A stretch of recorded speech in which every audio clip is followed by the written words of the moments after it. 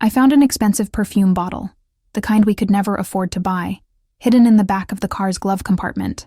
I didn't say anything in that moment.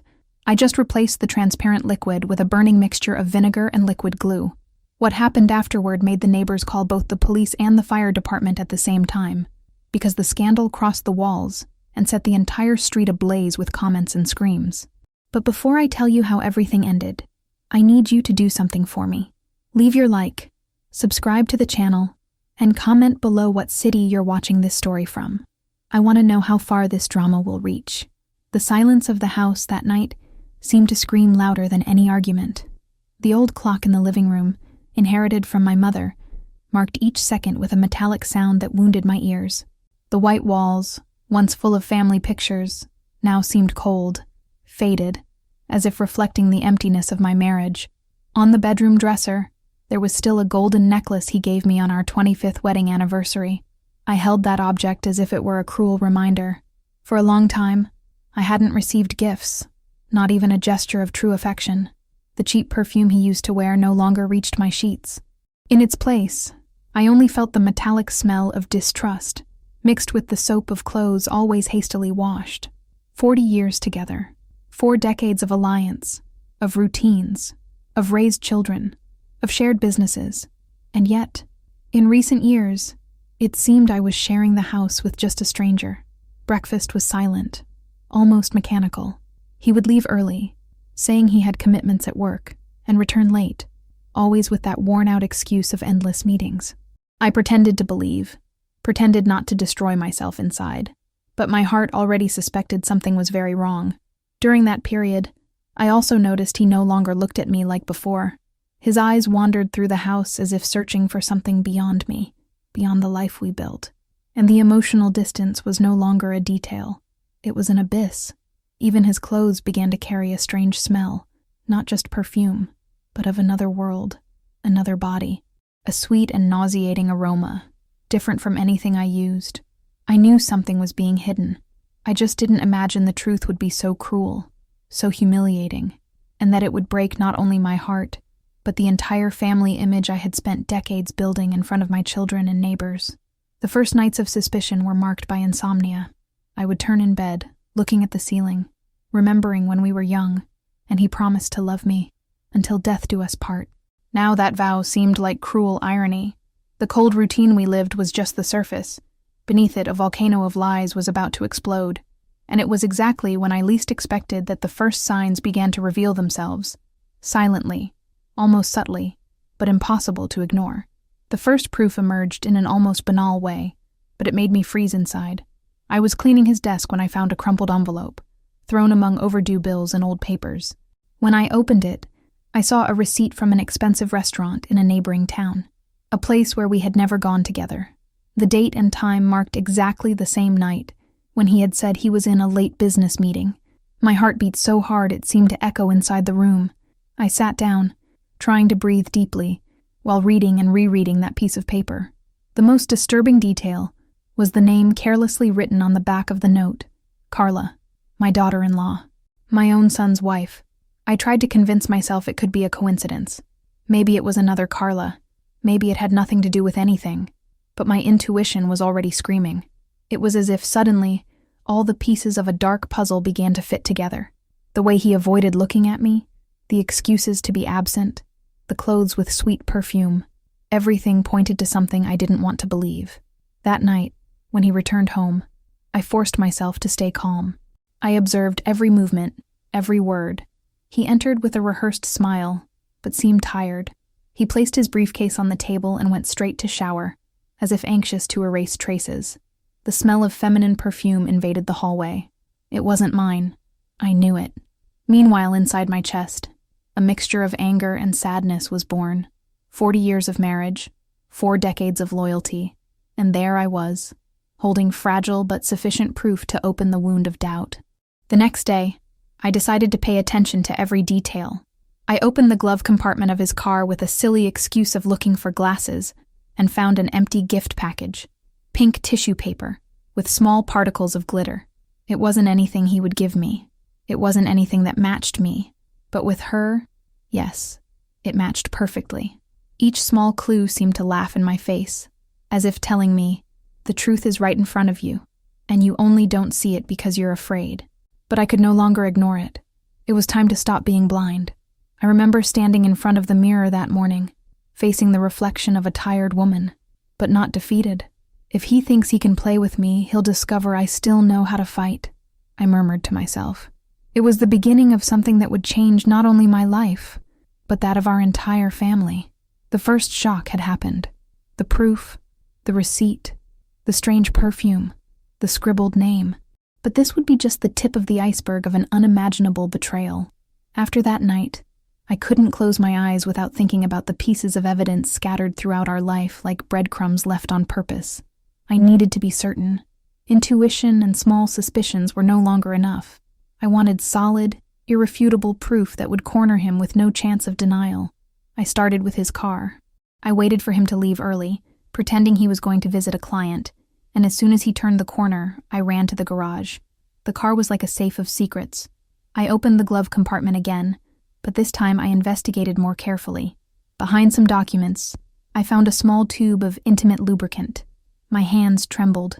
In 40 years of marriage, we had never used anything like that. It was clear, dirty, screaming evidence. I closed my eyes for a moment, trying not to cry. I put the tube in a plastic bag, hid it in my drawer, and promised myself this would be just the first piece of the collection of evidence I was about to assemble. I continued searching. Under the passenger seat, there was a fine cloth napkin, still impregnated with the smell of feminine perfume, the same sweet aroma I had already sensed on his clothes. I held that piece of fabric as if it were a banner of humiliation. It was there, in front of me, the symbol of betrayal. With my heart in flames, I went to the house, searching corners I had previously respected as his space. In the inner pocket of a jacket forgotten in the closet, I found a paper folded several times. It was a hotel reservation. Recent date, room for 2 people, his name written in large letters. The contact phone was the same as our home. At that moment, certainty hit me like a cold blade. It wasn't just any adventure. It wasn't an isolated slip. He had a parallel life, carefully architected. I took my cell phone and photographed everything. The lubricant, the perfumed napkin, the hotel reservation. I opened a secret album, protected by password, and began to archive every detail. With each camera click, I felt my heart breaking into pieces, but also strengthening, because deep down, I knew these proofs would be my weapon. The house routine began to revolve around my silent investigation. When he left, I would check his drawers, read his papers, search through the trash. I found more. A gift card from a lingerie store, already used. A strong-colored lipstick, stored inside the sock drawer. Each new object was like a shot against me, but also a bullet I was saving to use against him. Sometimes, I caught myself looking at the family photos on the shelf, trying to understand how that man who posed smiling beside me at birthdays and weddings could be the same one now destroying me behind my back. The worst of all was thinking about the name I had seen scribbled on the receipt. Carla, my daughter-in-law, the woman my son had sworn to love and protect. If it were true, it wasn't just marital betrayal. It was a crime against the entire family, an affront that crossed generations. I couldn't risk confronting him yet. I needed more. I needed something that left no room for excuses. So I decided I would seek help. Because what was at stake wasn't just my marriage. It was my dignity, my home, my history. I already had enough evidence to confront him, but I didn't want to risk hearing the rehearsed excuses he always had on the tip of his tongue. I needed something bigger, something impossible to deny. That's when I decided to seek help. That week, I arranged a discreet meeting with an old childhood friend, Helena, who now worked as a private investigator. She had already helped other women unmask unfaithful husbands, and I knew I could trust her. We sat in a cafe far from our neighborhood to avoid raising suspicions. I trembled as I showed her the photos I had taken, the lubricant tube, the perfumed napkin, the hotel reservation. Helena listened to me in silence, with steady eyes, and just nodded her head. "This is just the tip of the iceberg," she said. "If you really want the truth, I can get it, but you need to be prepared. Often the truth is more painful than doubt." I took a deep breath and replied, almost voiceless, "I'm prepared. I need to see with my own eyes." She began investigating that same day. She discreetly installed a tracker in his car, followed his steps, analyzed his schedules. 3 days later, I received the first message on my cell phone. Found them. He's not where he said he would be. The photos arrived soon after. There he was, sitting in a luxurious restaurant in the neighboring town, with Carla, my daughter-in-law, the woman who should be like a daughter to me. They were laughing, exchanging glances they never exchanged with me in recent years. Their hands touched across the table, in gestures of blatant intimacy. My heart seemed to want to stop. The images blurred my vision from so many tears flowing, but I continued to look, continued to face every detail, because I needed the naked and raw truth. The next day, Helena sent me a video. Recorded from afar, it showed the two of them entering a hotel with a discreet facade, holding hands.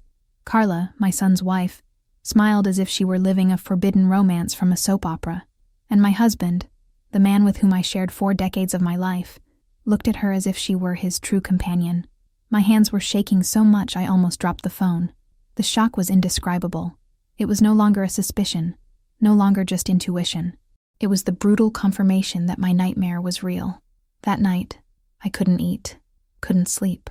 I heard his breathing beside me, calm, as if he had nothing to hide, while I stared at the ceiling, thinking about every detail, every laugh he gave with her, every touch, every word that no longer belonged to me.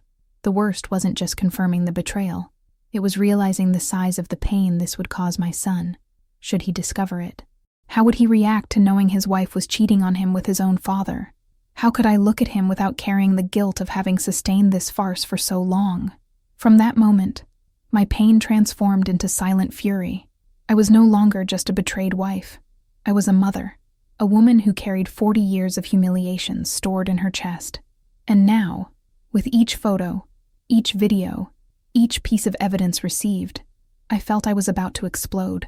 Helena gave me a flash drive with all the collected material. She said that if I wanted, I could take it to the police or a lawyer. But at that instant, something inside me was already devising another type of justice. I didn't just want to reveal. I wanted to make them feel the same shame, the same pain they made me feel. It was the beginning of a plan. I was already destroyed by the photos and videos, but there was still something that would make the whole situation even more unbearable. What I believed to be just marital betrayal was about to reveal itself as a much larger conspiracy, threatening not only my heart, but also everything we had built together during 4 decades. The morning after yet another sleepless night, I found a small recorder that Helena had lent me. She explained how to use it and advised me to leave it in his car. I did exactly that. I hid the device between the seats so he would never notice it. When he left saying he would have a meeting, my heart accelerated. It was the chance to hear what his eyes no longer hid. At the end of the day, I removed the recorder with trembling hands and locked myself in the bedroom. I put on the headphones, pressed play, and his voice filled the silence of the house. At first, they were just trivial conversations, but suddenly, I heard a feminine whisper. The voice was unmistakable. Carla, my daughter-in-law. The dialogue that followed was like a dagger piercing my chest. Soon, the bakery will be ours. She's so naive, doesn't notice anything. We'll sell it and split the money, and no one will ever suspect. But what if she finds out? Asked Carla. She won't. 40 years of marriage have left her blind. She trusts too much, and when everything is in my name, you and I will leave, live our life far from here. My world collapsed. It wasn't just about romantic betrayal, but a planned coup, calculated down to the smallest details. They wanted to steal the bakery I built with my own hands, brick by brick, night after night of hard work. That place wasn't just a business. It was the family's livelihood, the legacy I dreamed of leaving to my children and grandchildren. I listened and relived each dawn when I woke up to prepare bread, each callus on my hands, each sacrifice. And now, those 2 snakes were planning to snatch from me not only my dignity, but also what I held most precious. Tears were streaming down my face, but they soon gave way to a cold, controlled, almost poisonous anger. If until then I already felt the desire to expose the betrayal, now it was different. They messed with something bigger. They tried to remove me not only from the place of wife, but from the place of hard-working woman, of mother, of provider. At that moment, I realized, It wasn't enough to simply reveal. I needed revenge. And it wouldn't be in silence. It would be in a way that the entire neighborhood, the entire family, all friends, would know the truth. I would expose not only the infidelity, but also the dirty plan of financial destruction. Each piece of evidence I had already saved now had even more value. Each photo, each receipt, each video, each audio would be used as ammunition in the battlefield that was about to begin. I would no longer be the resigned victim. I would be the judge and executor of my own justice. And it was on that night, facing the still warm recorder in my hands, that I decided I was ready to take the next step, to architect a revenge plan as elaborate as the lie they had assembled. Anger, when well tempered by patience, becomes strategy. I felt this taking shape within me like a metal that heats until it becomes malleable, painful to look at, but ready to be molded. I didn't want a noisy and foolish revenge. I wanted a revenge that would do justice to the betrayal and the financial scheme, that would humiliate without destroying beyond what was necessary, that would return to them the bitter taste they served me. I needed to plan each step, like someone assembling a cooking recipe, measuring time, heat, and ingredients, so everything would come out perfect, or at least irreversible. First, I gathered everything I already had: the lubricant tube, the perfumed napkin, the lipstick, the photos, the flash drive with videos and recordings. I stored them in a sealed box and made copies of the digital evidence. I made backups in the cloud with a password only I knew. Then, I thought about the triggers. What would make the lovers give themselves away, or at least be caught in the act? I wanted something that would put them in such a ridiculous and obvious situation that there wouldn't even be room for excuses. I wanted the exposure to be public, loud, undeniable. I decided on the exchange of intimate objects for domestic traps, something that would seem innocent, that could be touched in the heat of the moment, but that would make it clear that whoever touched them had been caught off guard. I didn't advocate for physical violence. I advocated for shame, for public scorn. I chose items that would be in the pattern of what a careless lover would carry: lubricant, shampoo, ointment. I replaced each product with a sabotaged version, not dangerous, but humiliating. An identical tube containing a sticky and harmless mixture, a diluted industrial wig glue to cause no harm, just adherence, a shampoo bottle swapped for a product that would cause excessive foam, so they couldn't disguise the smell, and an ointment replaced with thick mustard, something that stains, that sticks, that doesn't come off with a simple quick bath. The intention was clear: to transform intimate moments into pathetic scenes. While I made the switches, I remembered the photo of the receipt with the name Carla. Each switch was a symbolic replica. I returned, in practical language, what they took from me. Trust transformed into dirt. The next step was the narrative disguise. I couldn't simply arm the house and stay nearby. That would be obvious. I needed a solid alibi, something that would justify my absence, and at the same time, wouldn't raise suspicions with my son and close neighbors. So I invented a business trip, a 3-day visit to a supplier's fair in another city. I bought bus tickets in the name of some supplier, sent a fake email confirming a meeting, and even told the secretary about my supposed commitment, all staged carefully so that someone could confirm I had really left.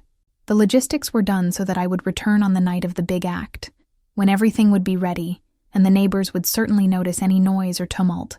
I installed a hidden recorder and a capture application on an old phone that less attentive devices usually ignore. I used the old cell phone as bait. I placed the recorder in the pocket of a purse I forgot in the living room, so that if anyone wanted to look for evidence, they wouldn't find anything that would denounce my presence. At the same time, Helena synchronized discreet cameras on the sidewalks and in neighboring buildings. Nothing illegal, just angles to capture movements at the front door and the side corridor. I didn't want proof just for myself. I wanted irrefutable proof to take to my son, to the lawyer, and if necessary, to the authorities. I spent hours mentally rehearsing the sequence: my departure, scene preparation, planting the traps, staged return, waiting, and exposure. The irony cut deep. I had spent my life planning the bakery's income, reconciling suppliers, calculating profits. Now I used the same patience and calculation to plan the humiliation of those who betrayed me. There was a bitter, almost sweet taste in realizing how life comes full circle. On the night before the plan, I arranged the house with calculated naturalness. I told my son I was really going to travel to that fair. He, always believing in the narratives I usually weave to maintain family peace, didn't think twice. My body language, my messages exchanged with suppliers, and even the registration at the bus agency were sufficient to create the perfect scenario. Before leaving, I did a final check of the traps. I verified the switched bottles, trusted that Helena had synchronized the records, put the recorder on standby, and left the bakery key in the usual place so they could enter as if it were natural. But there was something more, an unsigned letter left on the coffee table, containing excerpts of dialogues I had recorded and phrases that only they could recognize. It wasn't a direct threat. It was an invitation to exposure. Who will wear the shirt when the scandal begins? That's what the letter said. I wanted shame to hang in the air even before the public confrontation. I wanted to see their faces when they realized it wasn't just my secret. It was a matter of family honor being exposed. Night fell with a strange weight. I took the bus to the supposed fair, with my heart beating hard, and felt a mixture of guilt and justice, as if they were two deep pulsations in my chest. When I got off in the neighboring city, I sent an enigmatic message to Helena. "It's done. Let the show begin." She responded with a single word. Understood. I was far away, but each beat of my heart seemed synchronized with their steps in that house where the warmth of the sheets we once shared still existed. In that pretended journey, I watched the city pass by the bus window, and between landscapes, imagined the exact moment they would arrive, the smell of glue mixed with perfume, the sound of excessive shampoo foam filling the sink, the laughter that would turn into silence. I planned everything so that, in the end, there would be no doubt that the betrayal and the blow to the patrimony would be exposed, and that the entire street would witness the fall I had resisted seeing for so long. I knew this would change everything, but, after 4 decades living on broken promises, I didn't feel fear. I felt a cold and precise determination, like the blade that cuts the tie and finally frees. The house was hot that afternoon, a stifling heat that seemed to conspire with the secret I had left behind. While I pretended mercy from a distance, Helena and I followed, through cameras and recordings, every step they took. The clock on the living room wall marked the hours with a tick-tock that now sounded like a jury's drum. Each beat brought closer the moment when the mask would fall. They arrived earlier than I had anticipated. Carla entered through the front door, without ceremony, with a smile that reminded me of cheap movies. That kind of smile from someone who thinks the world belongs to them. She brought with her a small purse, full of secrets, a red lipstick, perfumed tissues, the kind of accessories that make adultery glamorous in their own minds. My husband followed her, with slightly hesitant steps, but with a gleam of anticipation in his eyes that cut through the air. The initial scene had the dreadful naturalness of those who believe nothing bad can happen. As soon as the door closed, the show began to unfold. Carla left her purse on the table and, distracted, opened the lubricant bottle for an intimate gesture that only someone who knows the situation would understand. Her finger touched the deceptive mixture I had switched. In the same second, the sticky glue adhered to her skin, crackling like a childish trap. She pulled her hand back, surprised, and a nervous laugh escaped from her lips, a laugh that soon transformed into an irritated moan when she realized that it wouldn't come off easily with soap and water. My husband tried to help, with the calmness of someone who still hadn't understood what had happened. He took a tissue and wiped, only making the mess worse. The substance spread and began to stain the fabric, leaving yellow and sticky marks as evidence of an intimate moment transformed into ridicule. The smell of glue mixed with Carla's perfume, creating an acid and grotesque note that should have been funny, but sounded like an offense to the memory of our home. Outside, a group of neighbors began commenting among themselves, in a murmur that grew. "Did you see Carla with that guy? I thought it was just a rumor." The street was smelling the scandal before hearing the screams. The scene gained speed. The fake shampoo bottle was the second piece of the theater. When opening the cap and pressing the product onto his hand, they were greeted by an exaggerated, voluminous, and uncontrollable foam that gushed like a white waterfall, flowing down the sink and forming bubbles on the kitchen floor.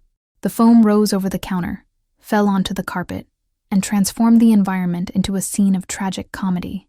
They tried to contain it, laughing nervously, but the foam insisted on increasing, filling the house with a wet sound of bubbles, as if shame itself was breathing loudly. The sound of the first screams, of shame, of contained panic, is something that I later relived in slow motion. The lover, already entangled in the evidence, tried to erase traces by grabbing a towel, but the mustard stains from the fake ointment spread easily, staining clothing, skin, and leaving a yellow trail that wouldn't go unnoticed. The mustard, in its cruel irony, became a symbol of what was once a secret, and now a public stain, impossible to hide with a simple bath. The neighbors, attracted by the noises and the foam escaping under the door, began to approach the sidewalk, whispering and pointing. Some took out their cell phones.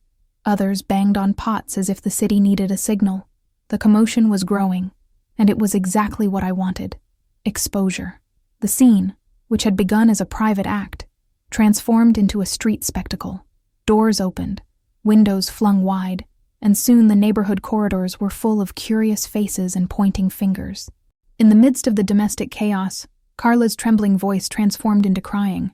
My husband, pale, tried to give explanations, but now the words sounded empty against the bubbling foam and stained tissues. A neighbor on the side, known for her courage and sharp tongue, was already calling, "Call the firefighters! I don't know if it's fire, but something's wrong." And confusion took shape. Someone, between astonishment and delight with the scandal, actually called emergency services. When the sirens began to sound in the distance, I felt a pinch, a mixture of triumph and guilt that made me tremble. It wasn't that I wanted to physically hurt anyone, but I wanted the truth to be seen, for the hypocritical embrace of the street around them to show that nothing would go unpunished. The firefighters arrived in a few minutes, and the image of them crossing the street, with impeccable uniforms, was engraved in me as a symbol of the turning point. The secret now had official witnesses. The fire department men entered the house, with flashlights and instructions, and found the scene that was already viral among neighbors. Foam flowing across the floor, stains proving intimate contact, and two adults in a situation as ridiculous as it was condemnable. One of the firefighters, with the calmness of someone who sees everything, tried to restore order, asking them to put their hands out and be silent. The scene, filmed by various cell phones, was transforming into public proof, and there was no turning back. The amateur recordings multiplied. The humiliation left the walls of our house and now belonged to the entire street. Instantaneous, relentless. While everything happened, my breathing trembled on the bus taking me back. Helena's messages arrived at an accelerated pace. They entered. It's sticky, foam everywhere. Neighbor already called firefighter. People are filming. It was like watching a snake coiling itself. I felt that my plan, carefully architected, was unfolding as I had foreseen, with the cruel difference that, this time, I was watching the scene itself, at the peak of exposure. When I got off the bus and walked towards our house, I saw the street taken over. People whispered, pointed, and the gaze of the neighborhood children, curious and without malice, tore at my heart. Still, I felt no remorse for having sought exposure. I felt only a strange peace, a sensation that the truth, however hard it might be, needed the light of day. The house I loved was now with open doors, and that afternoon, marked by foam, mustard, and glue, would be the day when the lie finally received its public sentence. The noise of the siren still echoed when I reached the end of the street. The scene was worthy of a grotesque theater. Neighbors huddled together, cell phones pointed, murmurs bubbling in the air like fire in dry straw.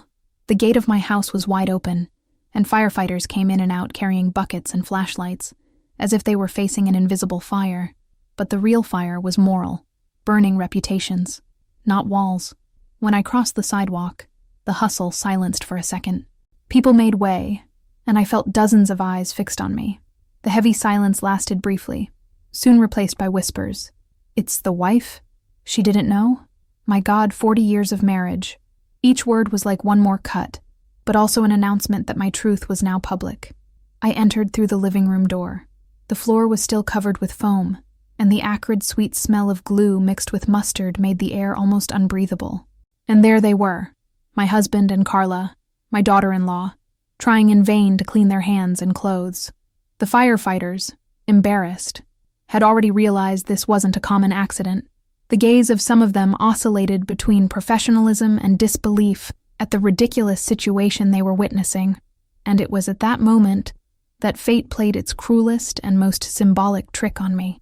Among the firefighters entering to control the situation was my own son, the betrayed husband, the man who trusted his life to that woman who now hid behind towels soaked in foam. The shock on his face was immediate. He stopped in the middle of the living room, frozen, looking from one to the other, unable to articulate a word. The helmet slipped from his hands and fell to the floor with a crash that echoed like a judge's gavel decreeing a sentence. Carla tried to run to him, murmuring through tears, "Love, I can explain, please. It's not what it seems." But the words died in her throat when he took 2 steps back, moving away as if her touch were poison.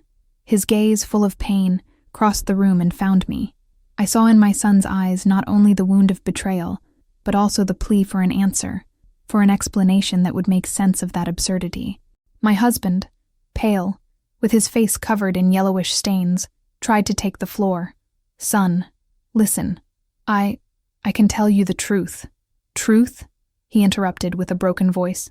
"The truth is in front of me," and he pointed to the scene. The foam, the stains, the woman he had sworn to love kneeling and dirty, and the father he had always respected, reduced to a small, pathetic man. The weight of the scandal fell like a storm. The neighbors, now bolder, approached the window to peek. Some filmed from different angles, ensuring that every second of that shame would circulate through the neighborhood and, soon, through the entire city. The humiliation was total, and there was no return. I remained standing, firm, as if I had rehearsed that scene for years. I didn't scream, I didn't cry. I just looked at the two of them, and then at my son, with the serenity of someone who finally has the complete pieces of the puzzle. The pain was all there, but the mask of submission had fallen. One of the firefighters, not knowing where to place his eyes, tried to restore order. "We need to finish here. This is not an emergency. It's something else." But by this point, it no longer mattered. The authority of the moment wasn't in the hands of the firefighters, nor the neighbors. It was in the force of the truth that finally came to light. A neighbor, the most gossipy on the street, was broadcasting live on social media, narrating each detail with exaggerations worthy of a soap opera. "People, you won't believe, that guy with his daughter-in-law. The son arrived, it's a scandal." And hundreds of comments popped up on her cell phone screen. The scandal was no longer my secret.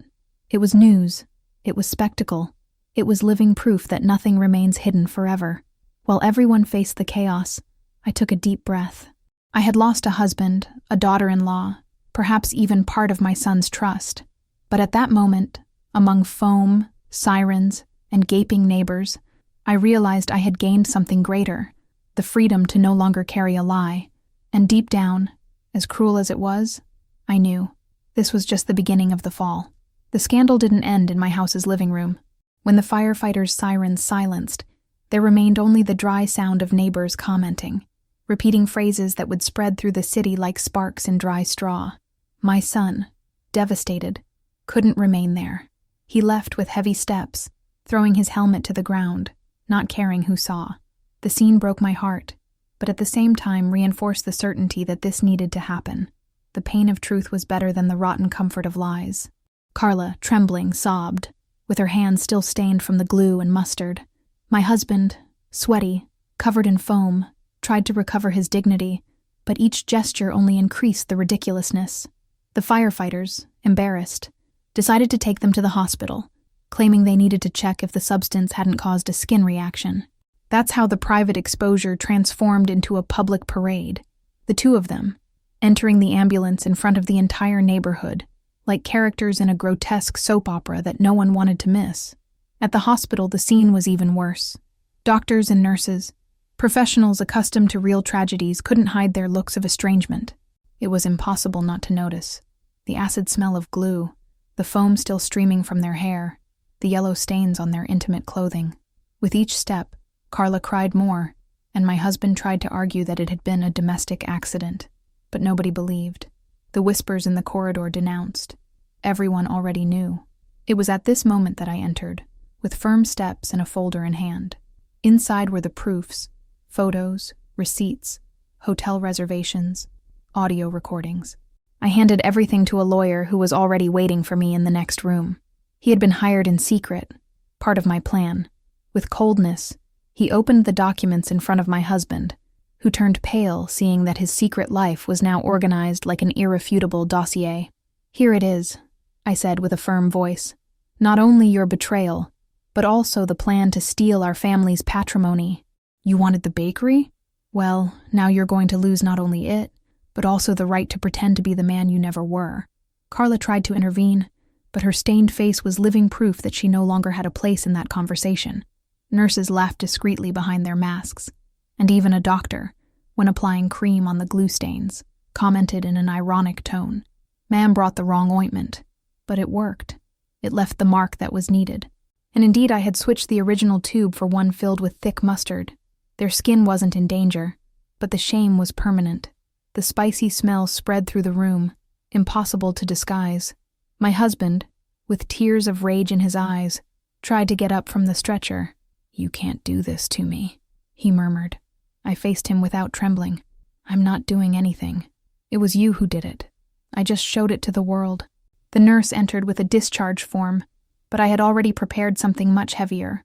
I placed a brown envelope on his chest.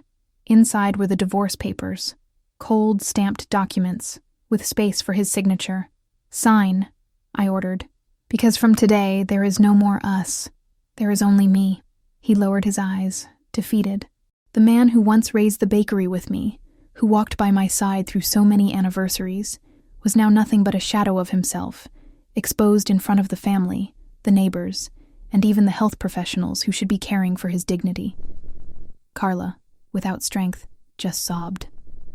The marriage with my son was dead, and the tie that bound her to our family had been burned in the fire of shame.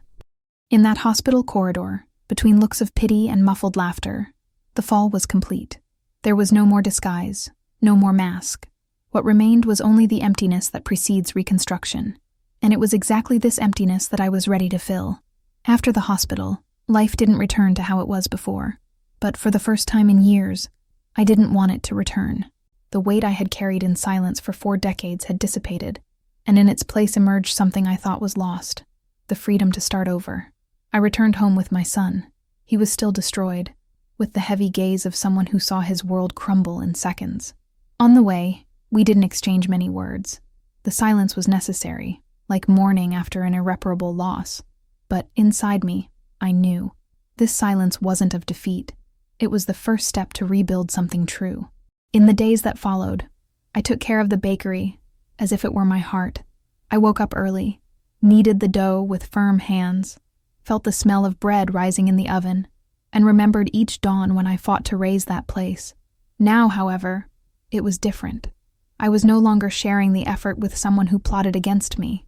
I was finally in command, free of secrets, free of masks. My son decided to distance himself for a time, but he returned. He helped me in the bakery, found in work the strength he needed to not get lost in pain. I saw in him a new maturity, a flame that perhaps would never have been lit if it weren't for the brutal fall we faced together. Gradually, without words, we healed side by side. And me? I discovered I didn't need another love to complete me. I discovered I could find strength in myself, in routine, in friends, even in neighbors who once whispered and now looked at me with respect. Because everyone knew. I had not only survived a devastating betrayal, I had exposed it, conquered it, and moved forward. Sometimes, when I pass by the street, I still hear whispers about the scandal of the corner house. But I'm not ashamed. On the contrary, I carry this as a silent trophy, proof that nobody broke me, that I transformed humiliation into fuel to reinvent myself. My husband. He's no longer my husband. He lives far away, like a ghost no one wants to remember. Carla disappeared from the map, carrying with her the mark that will never fade, that of having destroyed her own family out of vanity and forbidden desire. I didn't need to raise a finger against them beyond revealing what was always there. Shame took care of the rest. Today, each customer who enters the bakery, each bread that comes out of the oven, is a declaration.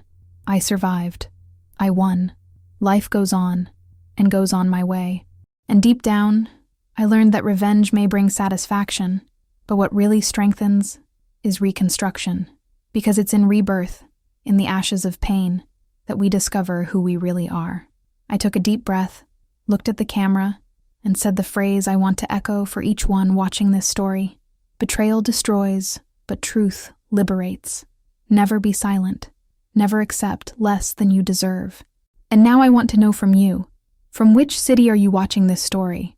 Leave it here in the comments, because I love to see how far our stories reach. Don't forget to leave a like, subscribe to the channel, and of course, watch the 2 videos that are appearing on the screen now. They will also captivate you from beginning to end. Because after all, life is a soap opera, but each of us chooses whether to be the protagonist or just the victim.